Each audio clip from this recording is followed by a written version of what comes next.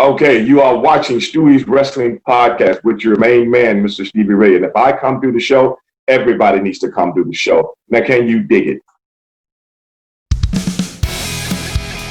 You're listening to Stu's Wrestling Podcast, established 2019. Direct from the North Wales coast. His verbal skills definitely outweigh his wrestling ability.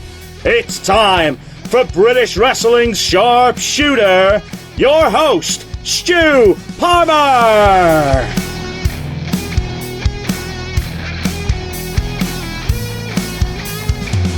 Welcome to episode 47 of Stu's Wrestling Podcast, and my guest today is former WWE superstar James Ellsworth. We talk about James starting out many years ago training under Axel. Great stories there to hear. We also talk about some of the legends he's faced over the years, and there's quite the list. His time in WWE, the famous match with Braun Strowman, and the famous sentence he came out with, which ultimately got him booked for a long time. Working angles with AJ Styles, Dean Ambrose, aka John Moxley, telling him how to do his taxes, and the really successful and great angle he worked with Carmella, in turn winning her the Money in the Bank. We come away from his wrestling career and we talk about him being a promoter for Adrenaline Championship Wrestling. So James has covered all bases in the wrestling game, and you'll get to hear about all this and more. So without further ado, my guest, former WWE wrestler, Mr. James Ellsworth, episode 47 of Stu's Wrestling Podcast. Enjoy. Right, a warm welcome to my guest this afternoon, all the way from Baltimore, Maryland. It's James Ellsworth. What's up, man? Glad to be here. Happy to be here. Thank you, man. Much appreciated. How's it been during the pandemic for you, James? You and the family? Oh, everybody's good. I like to call it the pandemic because it's just so damn annoying. It's taken all of our fun away from us, our sports, our entertainment, like all the cool stuff is just gone because of it. So hopefully it'll clear up soon and we'll be back to normal. That's cool.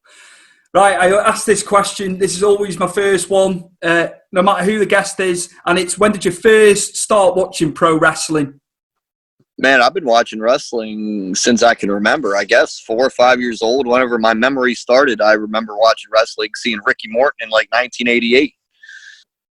Cool. And NWA, man, Yeah, and the Ultimate Warrior for WWF. 1998 was probably the year I started watching wrestling at 4 years old. It's just crazy that I can remember that far back, but I remember going to a house show where Macho Man and DiBiase was the main event for the title, so that had to be 80, I would think. Yeah, man.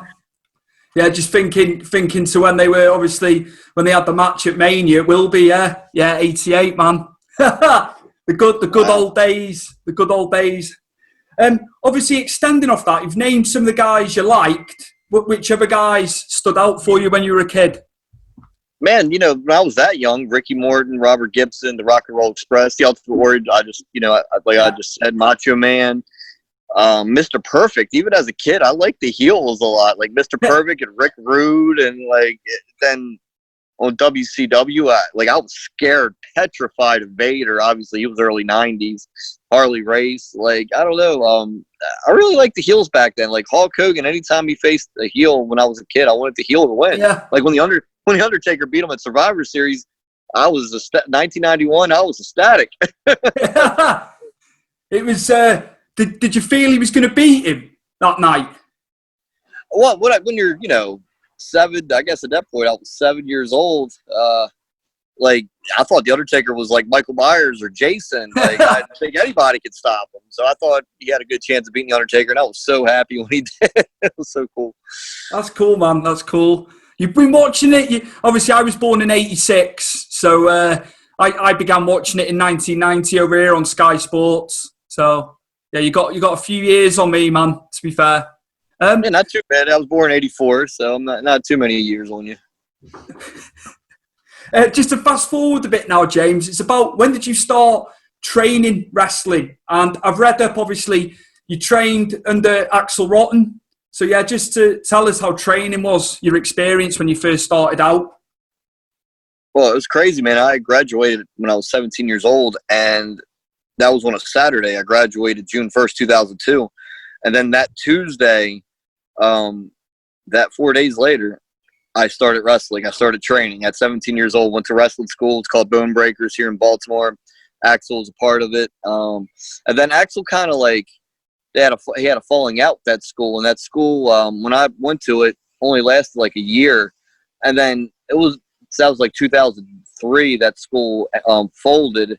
And then I wound up hooking up again with Axel 3 years later, and I had been wrestling on the indies trying to figure it out myself and listen to the right people and all that.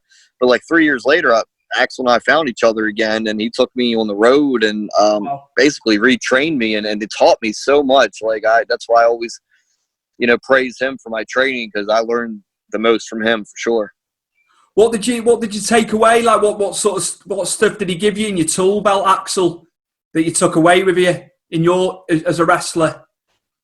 Well, it's crazy because people they remember Axel Rotten as a hardcore guy, and that's what he's popular. That's what made him popular, the hardcore stuff. But man, he wrestled in the territories and like Memphis with Lawler and like early WCW. So he was really a good worker in the ring, and he always taught me like slow down, less is more, make every little thing mean something. And man, like a guy like Randy Orton, that's what he does. He makes every little thing mean something. Randy Orton's the best in the game right now, and but Axel he would beat that in my head, and he's like, you could do a million flips, and it's cool and it's impressive, and people will clap for it, but they're clapping for the flip, not clapping for your character or you telling a story. They're clapping because you did a backflip. And me being a smaller guy, that's all I wanted to do at first. And then I stopped doing it because of him, and I started working on a character, and I started working on, the little things like he was saying, making them mean something in the ring and in promos. And man, like eventually that's how I got a job. And I'm glad he beat that into my head. Do you think, like, just fast forward a little bit, I'll go back to the early days. Do you think people aren't selling modern wrestlers in a match? Is that lost? I don't think it's lost completely. I think there are people that still sell, and in my humble personal opinion, if you're not selling, no one's buying it. You know what I mean? So if you're taking a Canadian destroyer where you're literally getting flipped on your pilot driven on your head, to me, that should be it, right? Like 1, 2, 3, ball game, it's over with. Like, and now it's just become like almost laughable because you see that move a lot, and people are getting right up from it, and it's like.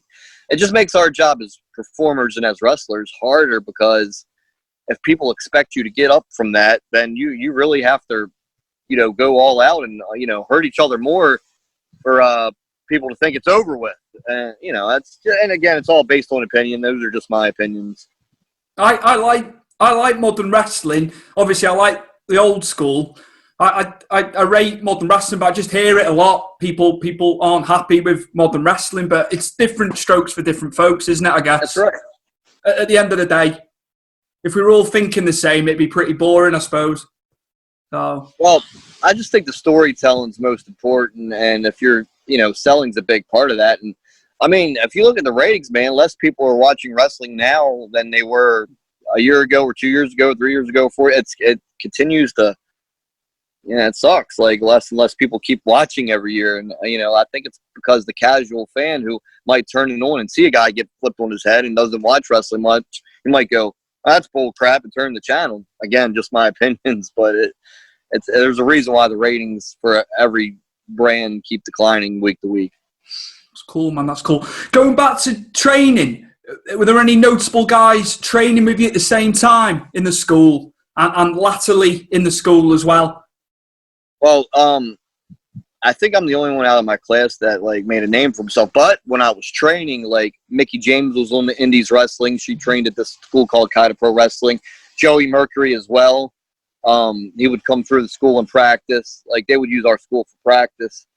And so those two were there a lot, Joey Mercury and Mickey James. So early on, her name was Alexis Lurie on the Indies, and his name was Joey Matthews.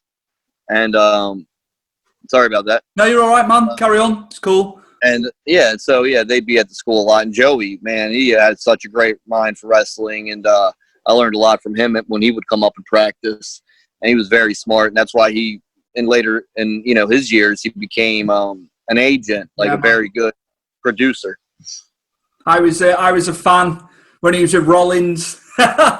Oh yeah, him and J&J comedy. Yeah, I think one of the most underrated tag teams of all time was Mercury and Nitro, who later became Morrison. Mercury, Nitro, Molina, M&M. That was one of that. I mean, they, I guess they only were around maybe a year or two, but that was an amazing tag team. And I think if they would have lasted longer, they would have been considered one of the greatest tag teams of all time. But when they got Jeff back with Matt, the matches with M&M were incredible, as you say. Incredible, yeah. Superb. I never thought that they are underrated. I take your point, man. Absolutely.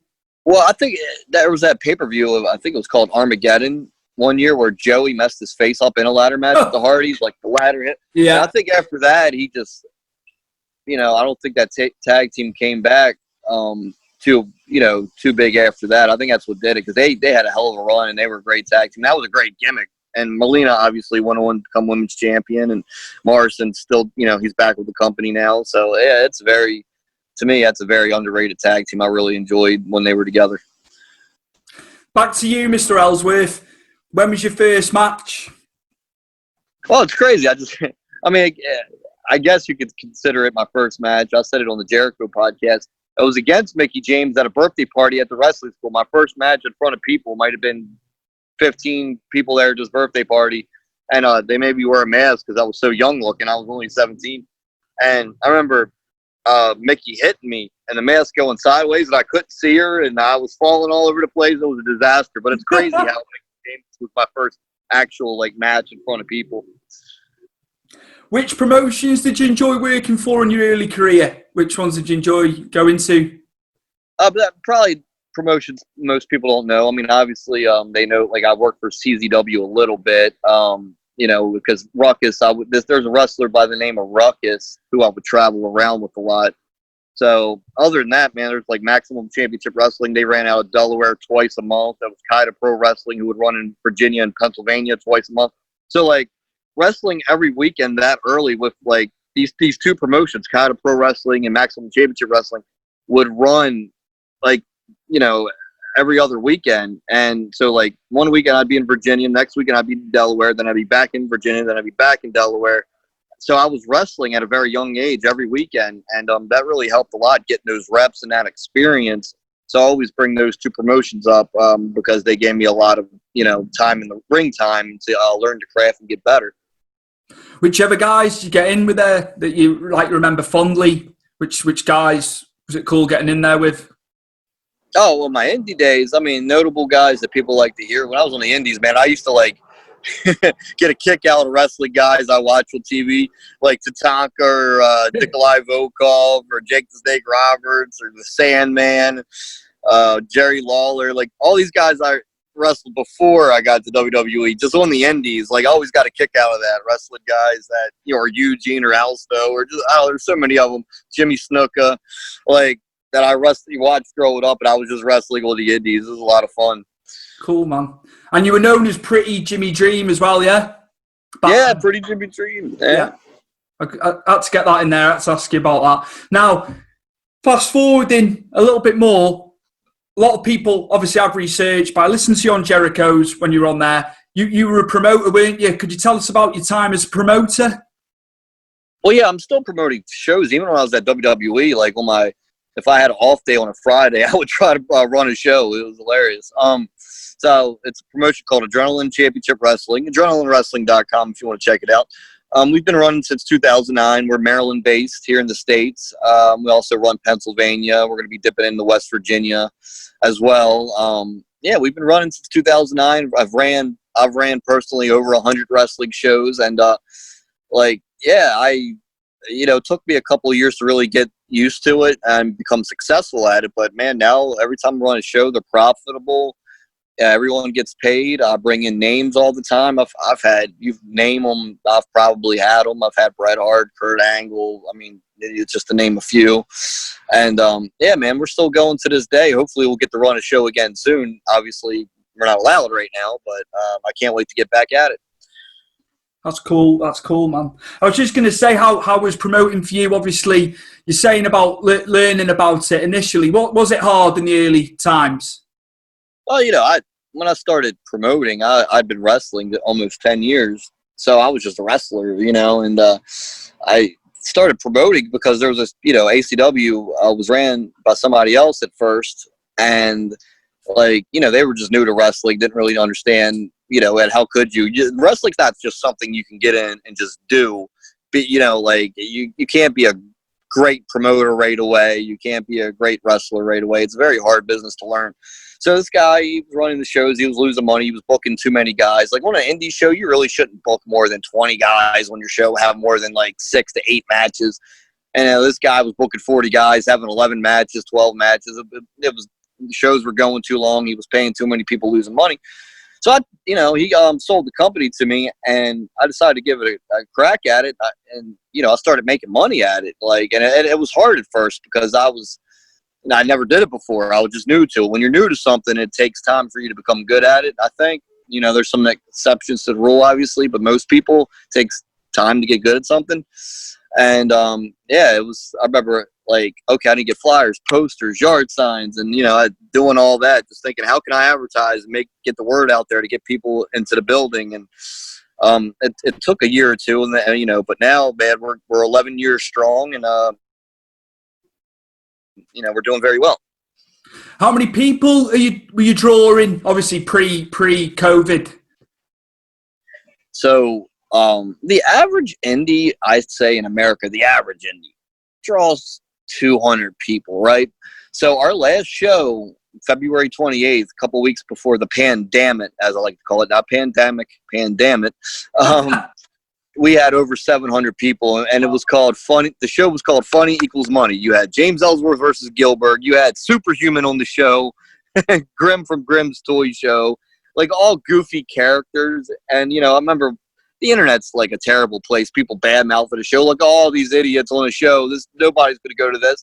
And the building holds 700 some people, and we had 700 some people there. So it was cool.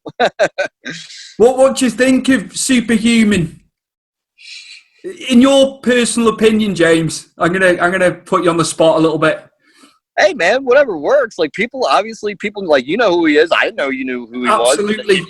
You do. So to me, good for him. People know him. He's doing his thing. He's making money at it. I hope he doesn't hurt himself. That's the main. Yeah. Yeah. I actually did a video with him where him and his buddies beat me up and put me through a table just because I enjoy watching him do all the crazy stunts and everything. And he seems like a good enough guy. I mean, when he was on my show, he was professional. He was easy to work with. And that's all I ask is just be respectful, professional, and easy to work with. And he was. And like I said, I hope he doesn't ever hurt himself. But I do enjoy watching his videos. I think the last one I saw, 200,000 views on Facebook alone. Yeah, and so good for him. It splits opinion, doesn't it? But there we go, man. Right, fast forward again now. Now you're well known for your match with Braun Strowman on Raw. So how did that come about? Getting booked on Raw for that show. Well, when you're an extra talent, man, on AEW or WWE or any other, TV wrestling show, you're there because most of the people know somebody that works at WWE or wrestles for WWE or AEW or whatever. So a lot of people get these spots because they know somebody. It's, like any other job, right? Oh, hey, my buddy, he can come help for the day, Yeah. And so just a referee buddy of mine, or he still works there to this day. He got me booked as an extra, and I'm there, and Arn Anderson's like, all right, one of you guys are going to wrestle Strowman. Whoever throws the best punch is going to get the spot. And he pulls me over and he goes, all right, you're the smallest guy, so let me see you throw a punch. And I threw the punch, and, man, it was the coolest compliment I'd gotten up to that point. Arn Anderson goes, I don't need to see anybody else. You get the spot. I'm like, wow. And so I get in the ring, and he tells Strowman, he's like, this kid throws a really nice punch. And I had to hit Strowman twice in the match. Yeah. So he had me practicing on him, and I felt so comfortable in there, at that first day. I don't know, I just was so psyched and so because I didn't think anything of it other than, oh, this is cool. I get to have one WWE match in my life. It's a fun story to tell my kids. Not really a big deal. I know I'm not getting at that point. I didn't think I was ever going to get signed. I just know I was lucky enough to get the spot and have a little bit of fun and and be on TV once. That was my mindset. Right. You became synonymous with the quote. I want you to, James, I want you to do the quote for the listeners and the viewers. Oh, yeah. Any man with two hands has a fighting chance. It's a quote. It's a quote I thought of that day because back to me hitting him twice, I knew I was hitting him twice. And I was given a promo. Basically, the promo was my last words before Strowman kills me. And I read through the promo, and I remember asking Jimmy Jacobs, who was the writer, I said, can I say any man with two hands has a fighting chance? Can I add that to this? Which is very ballsy of me to ask somebody at WWE if I could add a line to a promo when I didn't work there yet. And he said, oh, yeah, it's a great line. Go ahead and say it. Didn't think anything of it. And then, man, now I'll be at Walmart or Target, and people will come up and get pictures with me and say that line, like, every time. It's really, really cool. Anything can happen, can't it? Anything can, light something, just one quote like that, and it got you booked, man, for a long, long time there, didn't it? Yeah, and Vince right away, when I got to the back, was like, hey, man, I'm going to be in touch with you. I'm probably going to hire you. And I thought he was kidding. And he did. He kept his word. He hired me, and I had two, if you had all the time up, I had 2 good years there, and it was a lot of fun. What were your dealings like with Vince? He's like, I'm a big fan of Vince McMahon. I think he's hilarious. He was always nice to me, anytime we had like a talk. Never said a bad word to me. Always told me good job. The whole time I was there, I felt like I was doing a good job because he would always tell me good job. And if I didn't do a good job and he thought I didn't do a good job, I would hope he would have told me, and maybe I could have been there longer. But that's, the average guy there is 6'2", 220. I'm 5'8", 170. So I can kind of feel like, it's hard for a guy my stature to stay there. But he was always just fun to talk to, fun to be around, fun to learn from. He gave me my dream. He changed my life forever. And he's not a perfect person. I'm not a perfect person. Nobody watching this is. But he was good to me. I can say that. That's cool. That's refreshing. That's refreshing to hear that about Vince. It was all good. Sometimes when I've had people on, they've said about there's negativity, but it's I can't be negative, man. I try not to be negative at all. Sometimes, I'm not positive all the time, but I try most of the time to be positive. And to me, man, that guy, Vince McMahon, flew me around the world on his dime.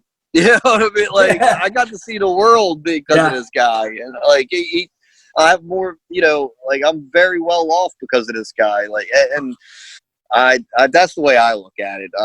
That's what I take from it. Oh, that's cool. That's cool. And like you say, you've made some money out of it as well for your family. That's good. Good answer. Good answer, man. It's that age-old question that we all ponder: is wrestling fixed? This is Bill Apter, and my answer to that is I didn't know it was broken. So many of you know me from my days back at the classic wrestling magazines, and a lot of you from OneWrestling.com and OneWrestlingVideo.com.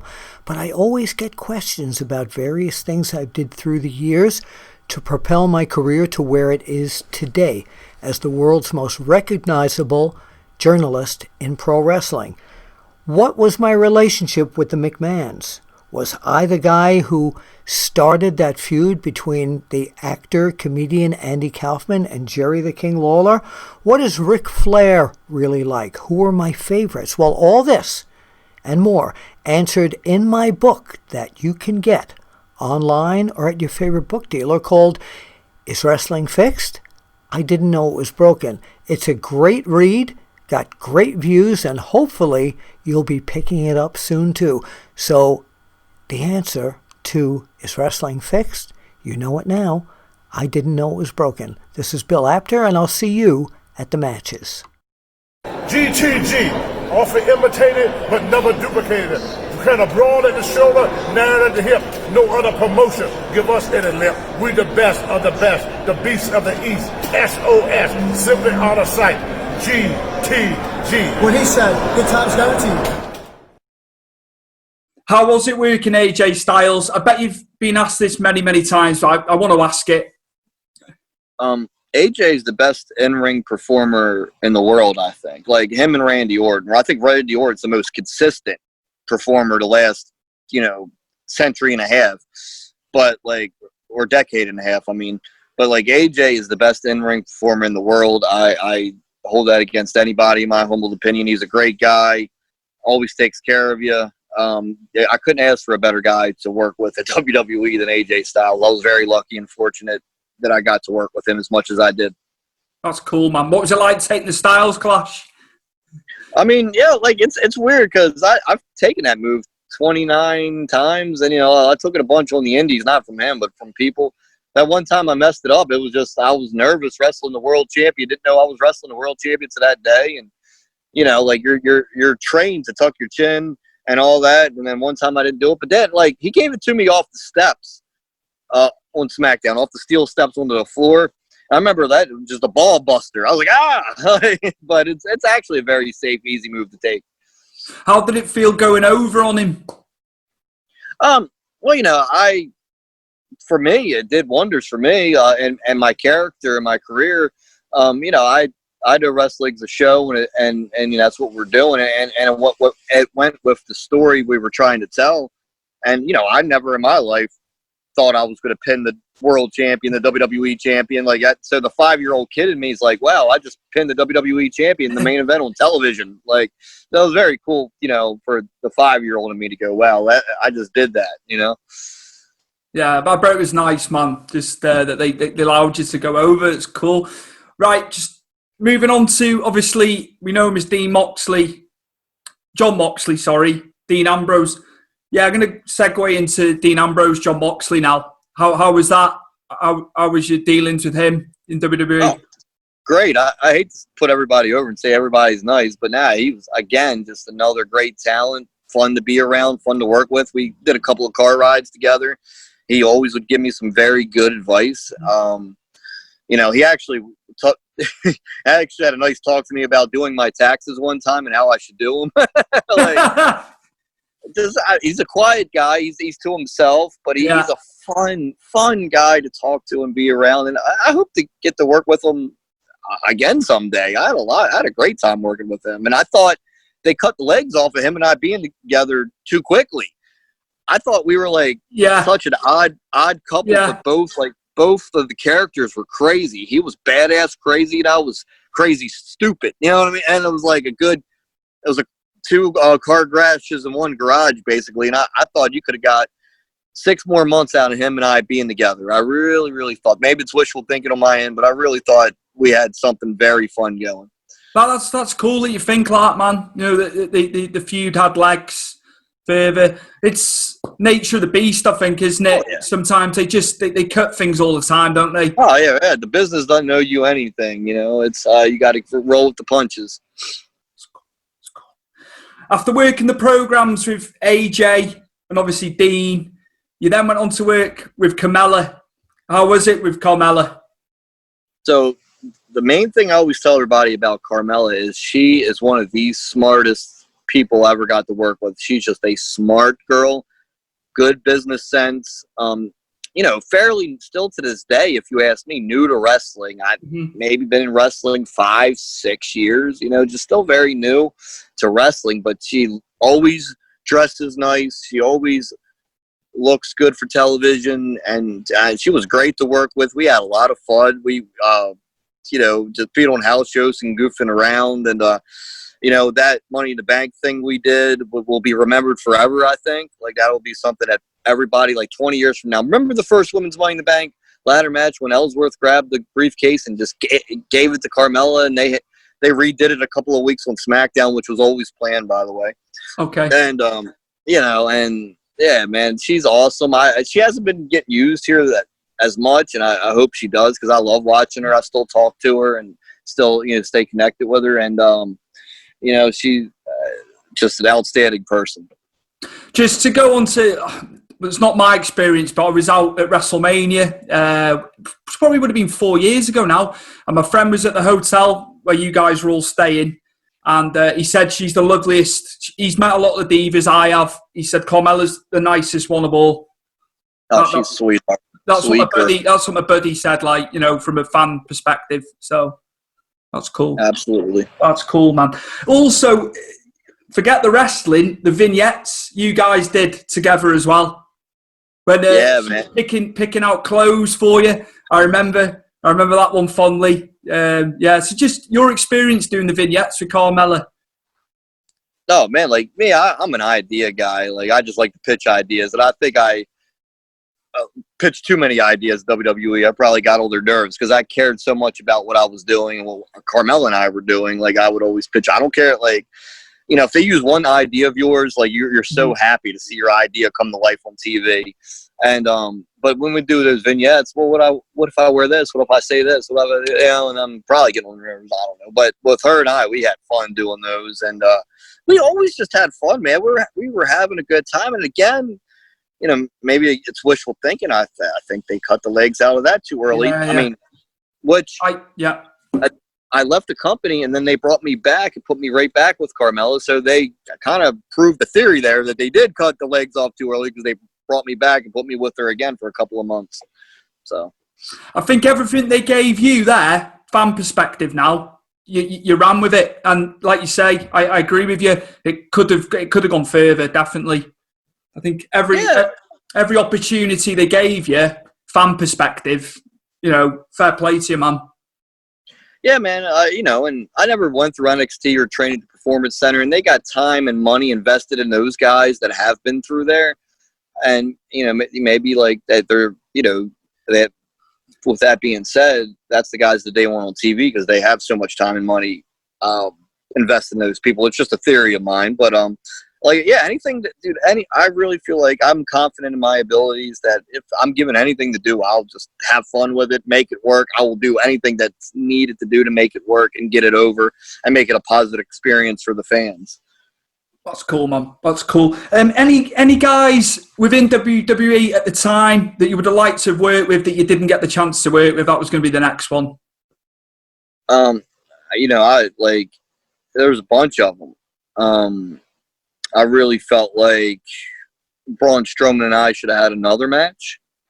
Like, it was really cool how they, like, I did the match with Braun, and then at the Survivor Series, I helped eliminate him from the Survivor Series match. And then at the Royal Rumble, a couple months later, we revisited, and he eliminated me from the Royal Rumble. And I was like, man, they really should do something with, like, I felt like, and I didn't pitch it. I should have. They should have did something with Strowman and I that WrestleMania. I mean, I love that I got to be on WrestleMania and walk out with Carmella, but they had the Andre Battle Royal. Why not do something funny with him and I there? Like, I really thought they should have did one more match with him, and maybe they will in the future. Like, you never know with WWE. But so him, that's number one. I would love to revisit that. You know, like, as far as who I didn't get to work with that I really would have liked to, it's hard to say because there's so many. Chris Jericho, when he was there, I would have loved to work him in a match. If they were talking about matches, I mean, I got to be in the ring with him, and he put me on the list, which the list was the hottest thing at the time, so that was really cool. But he comes to mind. You know, there's so many. I like to work with anybody, man. Like, try to make the you know, what we're doing work and make it interesting for people. Who else there do you think's got the potential? Who maybe hasn't quite got to the upper echelon of the card? Who are your guys we should be looking out for, in your opinion? Well, I'll go girl and guy. Girl, yeah. Liv Morgan. Mm-hmm. Liv Morgan has the look, the talent, athleticism. I think she's, you know, going to be something special if they run with her. I mean, I don't think it's any secret that Matt Riddle is going to be a big star. He's definitely the guy that I think is going to be like the next. Just he's going to surprise people, man. Like, he's going to be on SmackDown, I think, starting this week. He's going to do really well. Shotzi Blackheart, she started with the company. I think she's going to be a huge star in the women's division. Yeah. I don't think it's any secret that Angel Garza is on his way. I think he's going to be a huge star. But, like, yeah, Liv Morgan, you know, she's been there for a couple of years. They need to get the ball rolling with her. I think she's a good talent, has, you know, what it takes to be a star. So we'll see what happens. That's cool. Do you manage to watch much wrestling? Obviously, I know we haven't got much wrestling. Do you get time to watch? I know you got the family and stuff like that.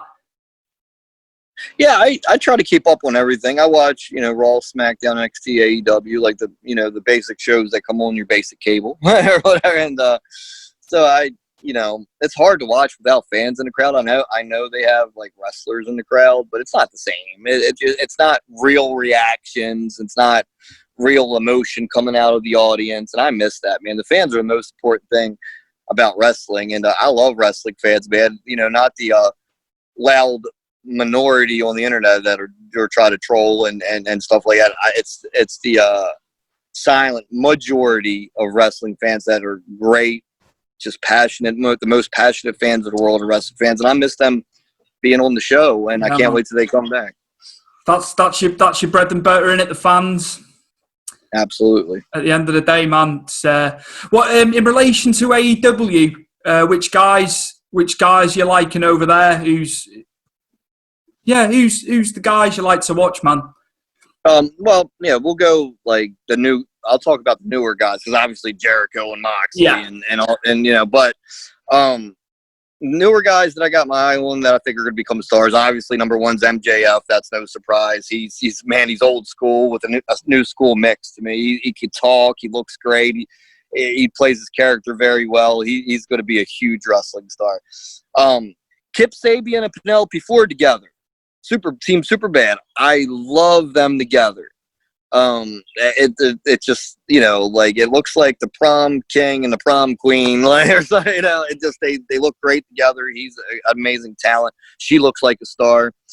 So, them two. Darby Allin, again, no surprise. Incredible. I think he's going to be a big star. Different. So just, those four, I would say MJF, Darby Allin, Kip Sabian with Penelope Ford, for sure. I know he was established at Ring of Honor, and I'm surprised actually in Ring of Honor that they didn't put the TV title on him. He was always close, but yet so far. I've liked him for many years. Hangman Adam Page for me. Oh, yeah. Yeah, he's very good. Incredible, that guy. I know they've obviously thrust him into the title picture and the tag belts there, but Ring of Honor missed a trick not putting a title on him, I thought. But he's been an outstanding talent for a while, but you could be really good in the ring, but not find that something that separates you from the rest of the pack, that makes you as a character, a wrestling character, interesting. And now with this Hold My Beer thing and doing cool, that's his something that he was missing. Even when AEW first started and he was wrestling Jericho for the title, I'm like, man, this guy's missing something. This gimmick that he has now, that's the something he was missing.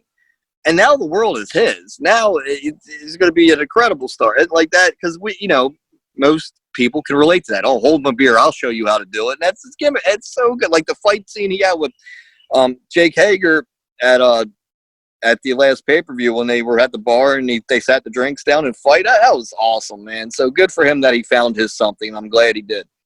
It's cool. It's going back to it as a whole. It's a good alternative. I've heard bad and good, as you say. The wrestling community, there's a lot of people slating it, but they're doing a good job, aren't they?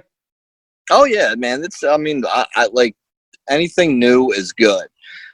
Any kind of wrestling on TV is good. It's good for the business. It's good for the fans. It's good for the wrestlers to have more opportunities to make a living doing what they love to do. Not everyone's going to agree on everything. Not everyone. We're not all going to like the same things. Or there's things about WWE I love. There's things about WWE I don't like so much. Same thing with AEW or any other wrestling fed, and that's with that's with any movie you watch or any TV show. It's just based on opinion and what you like. That's all. Absolutely, man. Absolutely. Yeah, just I come away from it these days when people start mouthing. I just don't bother. I don't bother. Most of the time, they have no clue what they're talking about. I used to get irate. Now I just let them carry on. Oh, I don't pay any mind till I was, fortunate enough to, be born and still have to this day thick skin and not care. I'm like, these people don't know me. They don't know about any situation I've been in. Next, it don't bother me at all. So, what tips have you got for guys that are getting into the business? and training and things of that nature, what be James Ellsworth's tips for young guys wanting to get into wrestling? Go learn your craft. Find a wrestling school with someone who has made it, that's running the school, who has done this for a living, who can teach you the proper way of doing it and teach you how to get to the level you want to get to. Like, a lot of people, they go to wrestling schools where the trainers haven't been anywhere or done anything, and they, winds up being the same for them. Not everybody. There are exceptions to the rule, but most of the time, man, it goes back to who you know. And, like, if you went to the Dudley school, there's been a lot of people that went to Dudley school, Booker T's school, just to name a few that have made it big. Or even Mr. Hughes. You remember Mr. Hughes? I do very well. He's trained like Apollo Crews and Heath Slater, and just to name a couple of guys. And he was a guy that made it in business. So you're really, that's all I tell people getting in. Find someone who has done this at the big level, and if you can do that, and you can do that, they're all over the country, like even Brian Kindred runs a school. Like, you can find them, man, and you can learn from the best, is what I'm saying. I had Pillman Jr. on a few months ago. He came out of Lance Storm School, so he was hot. Obviously, you always hear great stuff about Lance's school too, don't you? Oh yeah, absolutely. I hope Pillman Jr. gets signed somewhere quickly. He's a great kid. I've been around him a few times, and he looks just like his dad to me, man. He's in good. He's in good shape. He's a fun, positive kid. I hope somebody signs him soon. I don't know why. I really don't know why anybody hasn't yet. Like, honestly, the best stuff with him, I know with MLW, obviously, when the new Heart Foundation were heels, and you were seeing the sinister side of him. But I think when they went face with the faction coming up against MJF and the Dynasty, I don't think they were better as heels. I felt. It sounds like I got to check MLW out. I haven't seen much of it. Like I said, whatever comes on, at a set time on a set channel is what I watch. Yeah. But, that sounds really cool. I'll check that out. It's I don't know if you probably heard of him, Mance Warner. Who's that? Mance Warner in MLW. Oh, okay, yeah. He's got it. It's not. He's quite extreme in the ring. I'm not a big extreme fan. But it's his character and the verbal side of him. He just oozes charisma. Well, I'll tell you a guy who you got to keep your eye on is Karrion Kross with Scarlett. Scarlett is a mix between Luna Vachon and Sable. Yeah, it's and Karrion Kross has a look, facial expressions, the way dude, he's a future world champion. I guarantee you right now on this podcast, he is a future world champion. What a way to put him in, James. Straight in there with Ciampa. Oh, yeah. And incredible. What a way to jumpstart him. I don't think he'll be at NXT too long. I think they're going to pull him. But he's made for TV, man. Him and Scarlett both. So that's cool. I think he's going to be a huge star. I want to go back to the early days when you were watching it. It was a question I wanted to ask. Which matches stood out for you when you were a kid? Which matches, when you look back, have stood the test of time and you liked? Shawn Michaels against Bret Hart, the Iron Man match at WrestleMania 12 was my personal favorite match ever. When the 1, 2, 3 Kid upset Razor Ramon on Monday Night Raw, I absolutely love that. Bret Hart versus Owen Hart from WrestleMania 10. I would watch that match a lot as a kid. So those would be my top 3. What about Bret and Perfect? Oh, always fun. King of the Ring, 93. Yeah. SummerSlam, 91. Incredible matches. Incredible. And the fact that, Perfect wasn't in the best shape, was he, in 93? The back injury? Yeah, and he put on a clinic with Bret and the King of the Ring. Oh, amazing. You wouldn't have known. He was hurt. Man, well, a lot of wrestlers are tough, man. There's a lot of times where you don't know that a wrestler's hurt and he just keeps going. That's just that's old school mentality, wrestler's way, and that's what Mr. Perfect was, Kurt Hennig. What about pay-per-views, James? Which one stood out as when you were younger, maybe? I mean, obviously, like the Royal Rumble. Like, dude, when I got to be in the Royal Rumble, I was like being a fan again because I loved the Royal Rumble when I was a kid. It was the coolest, pay-per-view to me.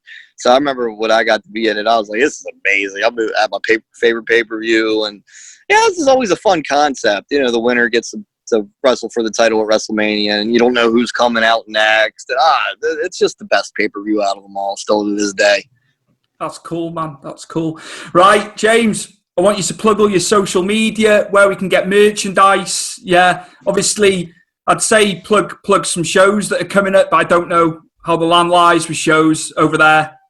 If you're I'll actually be in Tennessee wrestling Friday and Saturday for USA Pro Wrestling. It's an old school fed there in Tennessee. They're running because Tennessee's open. It's one of like 4 or 5 states here in the states that are open. So I'll be going there to wrestle this weekend. Check them out, USA Pro Wrestling on Facebook. And then if you want to check me out on social media, it's at Real Ellsworth on Twitter and at James Ellsworth Wrestling on Instagram. And I sell merchandise on Instagram all the time if you want to purchase anything.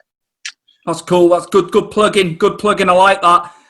My guest on Stu's Wrestling Podcast this afternoon in Baltimore, Mr. James Ellsworth. Thank you very much for sparing the time, man. Thank you, guys. Appreciate it. See you soon. A big thank you to Stephen Ash and Ed Dowling for producing the track. It's Stu's Wrestling Podcast, the theme. So thank you very much for that, lads. Much appreciated. Love it. It fits really well, so cheers. Thanks to you. Big thank you to Mike Angus for the show intro, as always. Superb. Chris Dutton, thank you very much for editing once again. Appreciate it, buddy. And also to Lee, who does my website. Lee puts the stuff up on the website. Without you guys, I'd be screwed. So once again, as always, appreciate everything you do for me and the time you spend doing the things you do for me. It means a lot, guys.